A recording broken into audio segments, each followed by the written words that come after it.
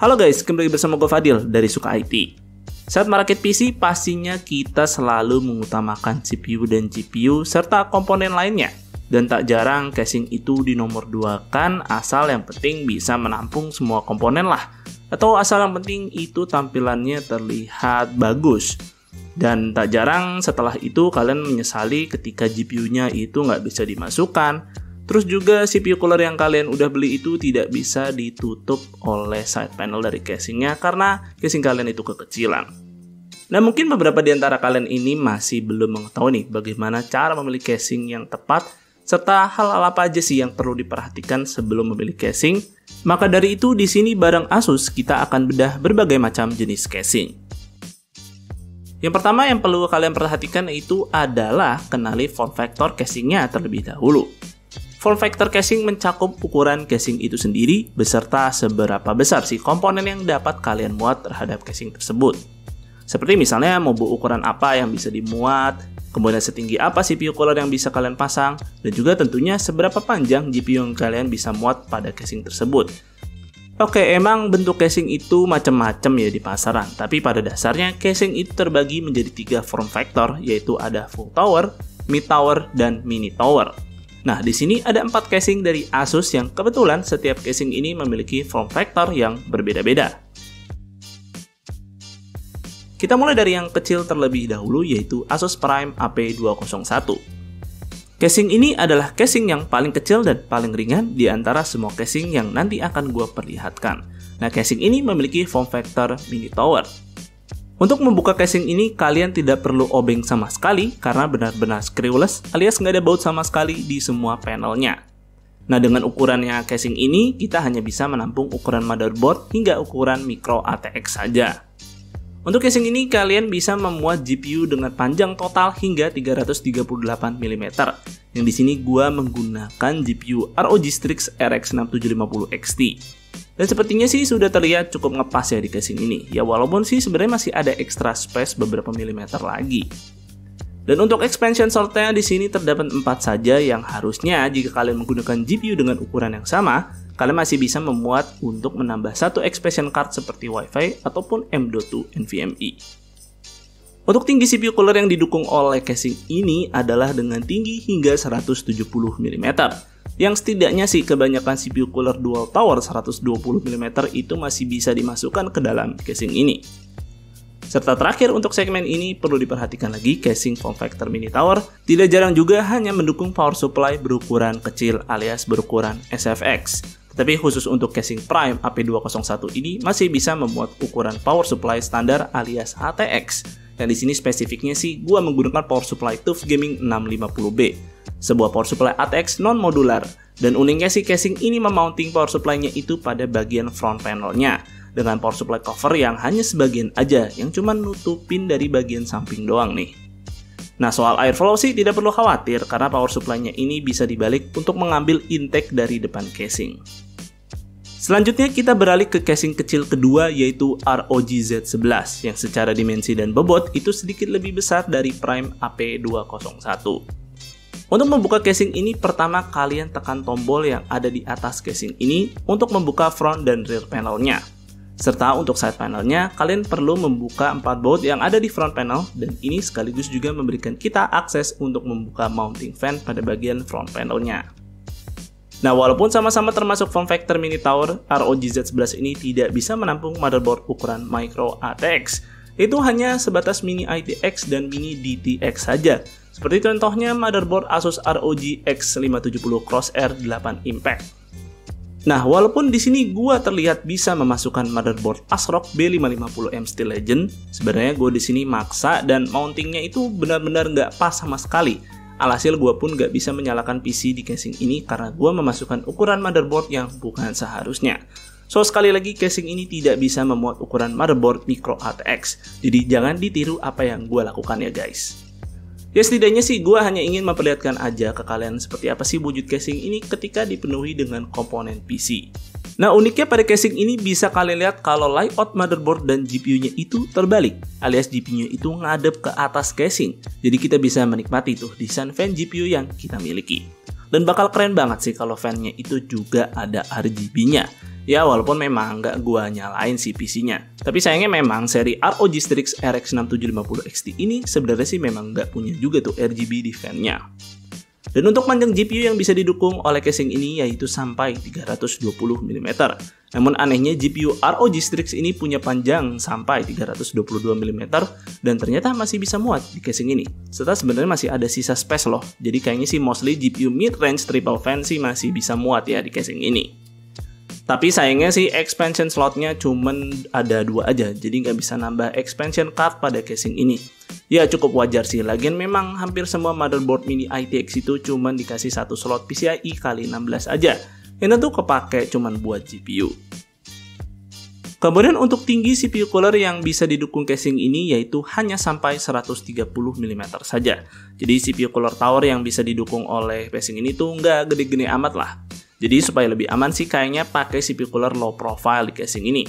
Atau mungkin sekalian pasang AIO liquid cooler, yang pembahasan lengkapnya untuk support berapa besar radiatornya akan gue bahas pada segmen selanjutnya. Untuk posisi power supply pada casing ini sih ditaruh pada bagian belakang, lengkap dengan sebuah power supply covernya yang sayangnya tidak bisa dilepasi untuk mempermudah pemasangan. Dan casing ini bisa memuat power supply hingga ukuran ATX. Yang terakhir nih, menariknya casing ini bisa ditaruh dalam 2 posisi, yaitu berdiri seperti ini ataupun seperti ini. Jadi bisa menyesuaikan ukuran meja yang kalian pakai.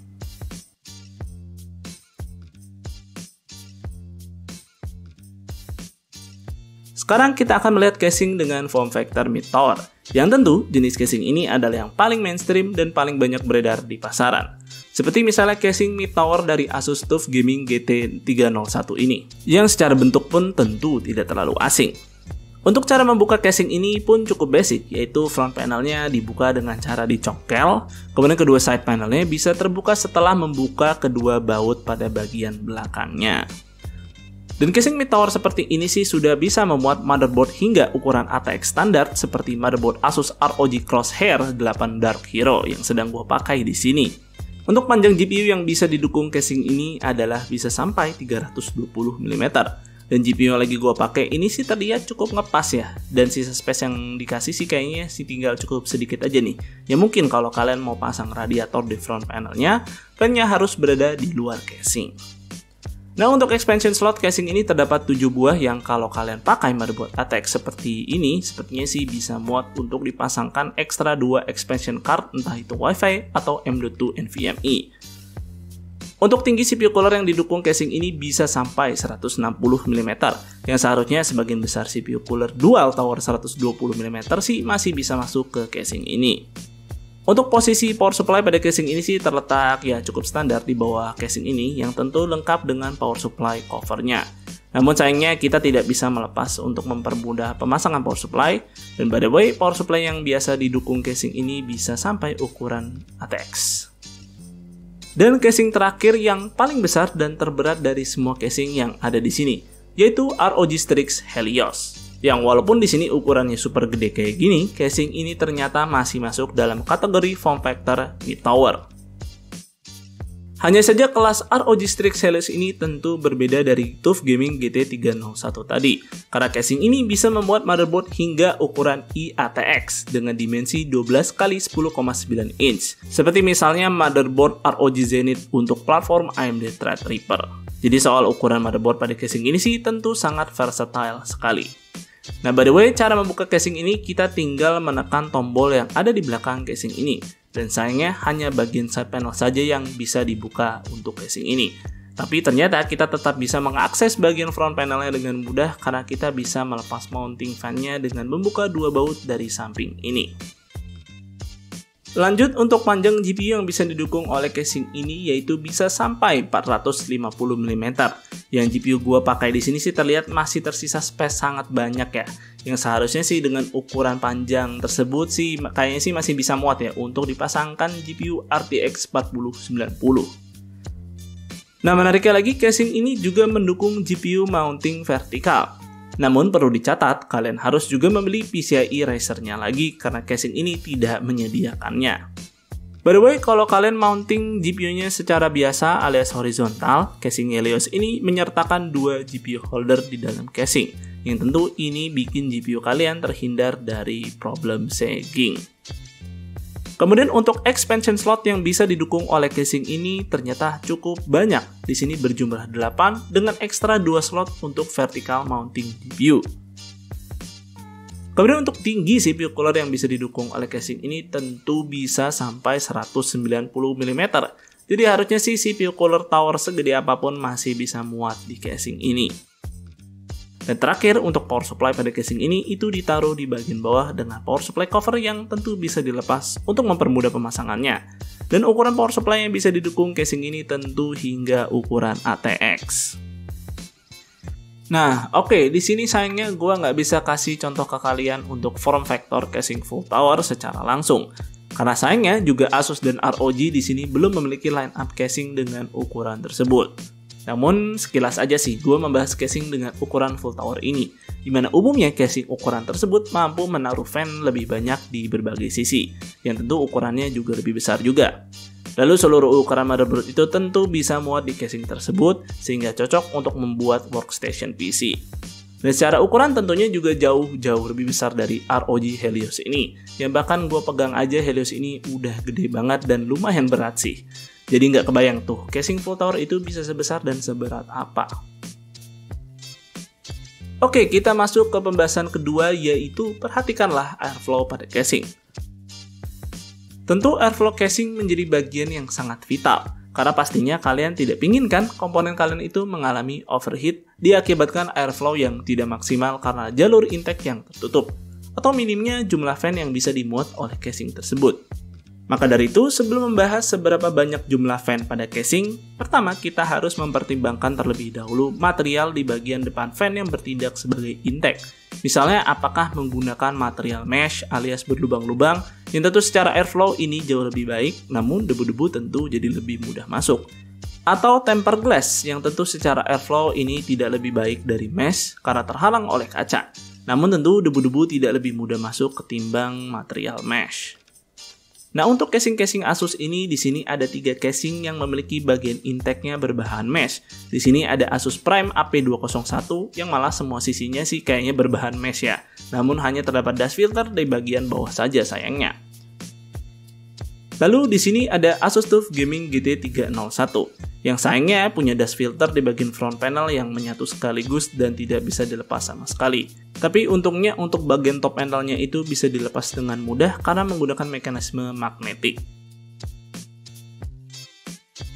Dan terakhir yaitu casing ROG Z11 yang di sini semua sisi yang bisa dipasangkan fan itu terdapat dust filter. Yang hanya satu bagian aja sih yang bisa dilepas di sini. Namun setidaknya sih dust filternya lengkap ya. Nah, untuk ROG Strix Helios ini memang intake-nya berbahan tempered glass. Namun di sini ROG memberikan gap yang cukup lebar lah. Jadi jalur udara itu bisa masuk dengan mudah dan tidak terlalu terhalang sih. Yang menariknya lagi, semua dust filter dari casing Helios ini itu bisa dilepas. Jadi akan mempermudah sih kalau kalian ingin membersihkannya.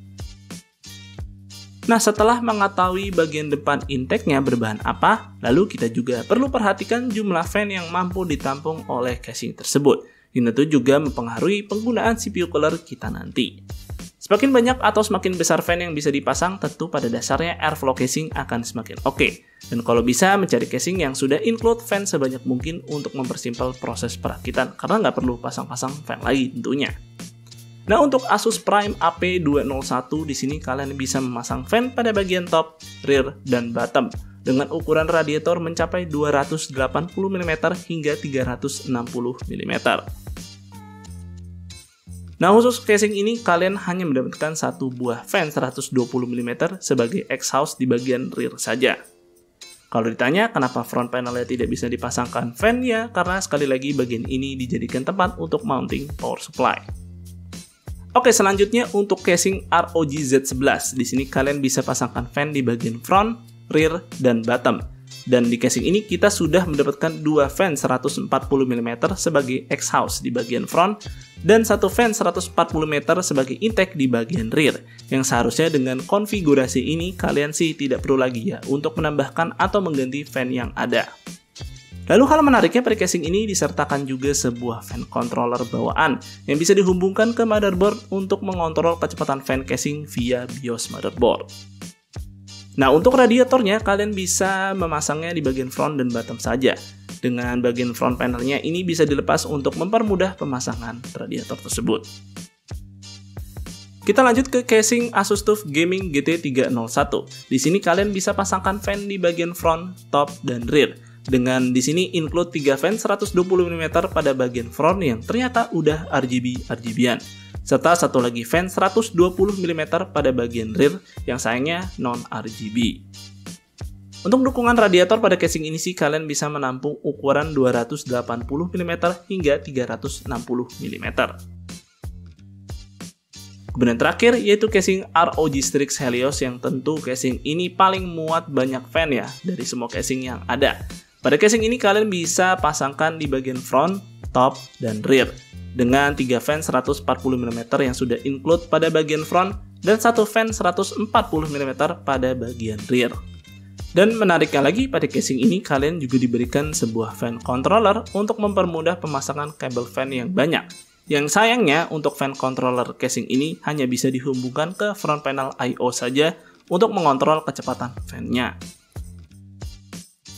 Sekarang kita lanjut ke pembahasan ketiga yaitu perhatikanlah kabel manajemen atau jalur kabel. Kabel manajemen yang baik tentu sangat penting pada sebuah casing karena hal ini membuat perkabelan PC kalian jadi lebih rapi.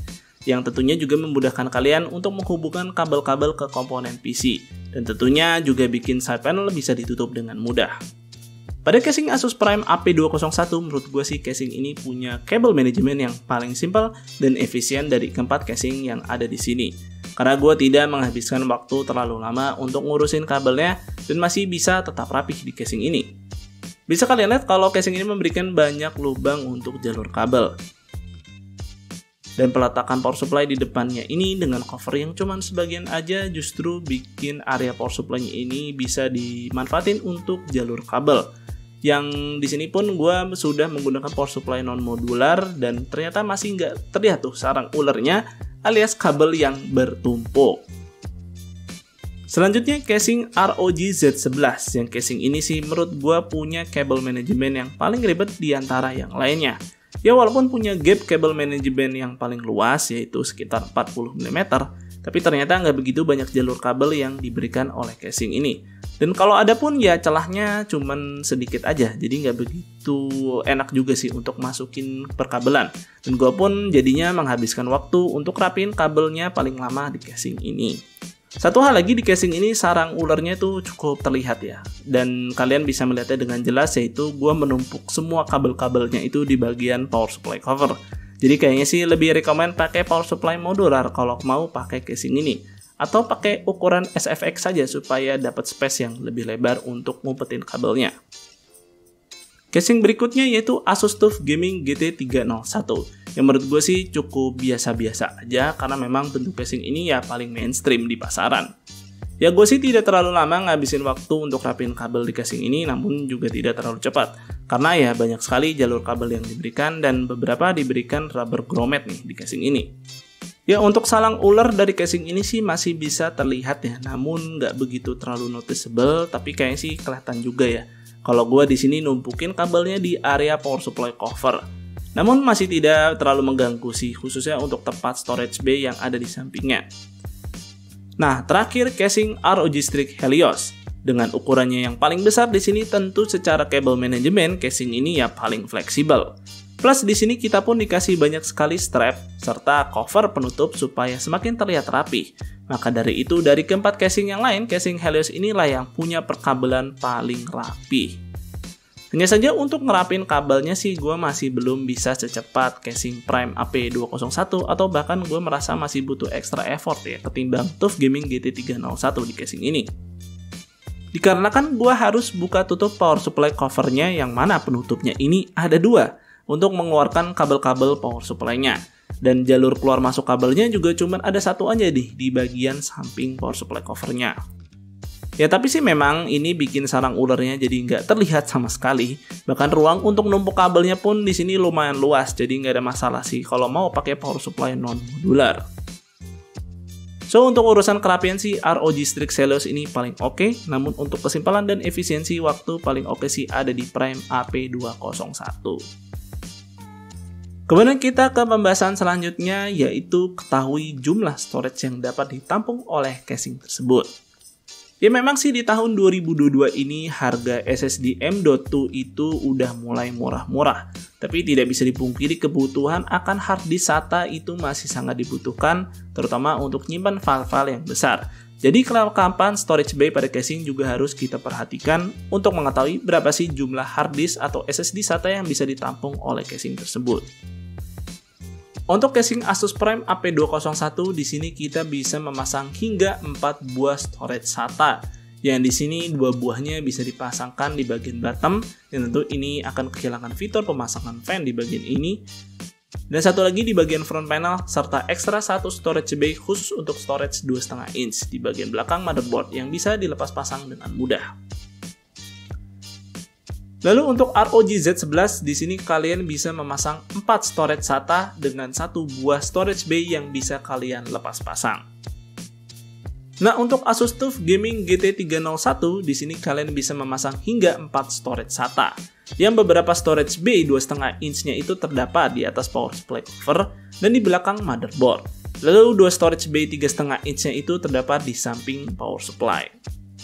Terakhir untuk ROG Strix Helios, kalian di sini bisa memasangkan hingga 6 storage SATA. Yang posisi storage bay 2,5 inch-nya itu akan terlihat setelah kalian membuka side panelnya, dan 2 storage 3,5 inch-nya itu berada di samping power supply. Kemudian kita masuk ke pembahasan terakhir, yaitu beberapa hal ekstra yang tak kalah penting.